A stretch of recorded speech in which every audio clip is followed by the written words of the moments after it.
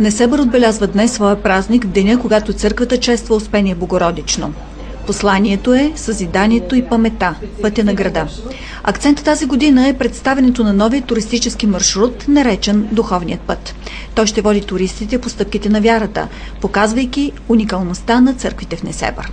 Общината спечели проект по Министерството на регионалното развитие и благоустройство. Ще ни бъде осигурено финансиране, където ще реставрираме култовите църкви Свети Йоан Кръстител и Света Параскева. С това се надяваме да отключим процесите и вече да отворим и останалите църкви и да направим този така наречен духовен път, за да могат всички туристи, които посещават Несебър, да знаят къде да минат и какво да видят, защото има какво да се види в старият Несебър.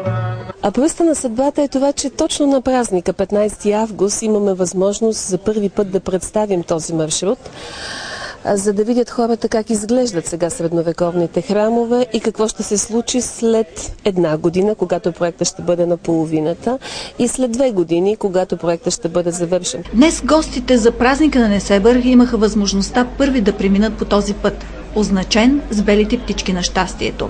Деца доброволци от Несебър помагаха на всеки, който иска да си направи оригами, своя лична птица. Правим птички, които вътре се пишат желания и след това хората се ги закачат по тези места и всъщност то води до църквата, която е, и желанията им би трябвало да се сбъднат. Сутринта хиляди богомолци се стекоха в храма Свето Успение Богородично да си запалят свеж за здраве. Сливенският митрополит Йоаники отслужи тържествена света литургия. Веднага след сутрешната молитва гражданите и гостите на Несебър присъстваха на тържественото вдигане на българския флаг пред крепостните стени. Бяха наградени и изявени граждани на Несебър.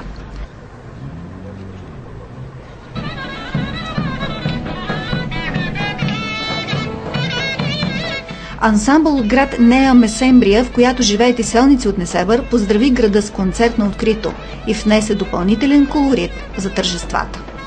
Първата част на празника завърши с награждаване на участниците в плувния маратон, който се провежда за 3-та поредна година. При жените първо място спечели именичката Мария Златкова от София, а при мъжете Венцислав Гайдарски от Сандански. До вечера празникът в Несебър продължава с концерти на 3 сцени и ще завърши със светлинен спектакъл.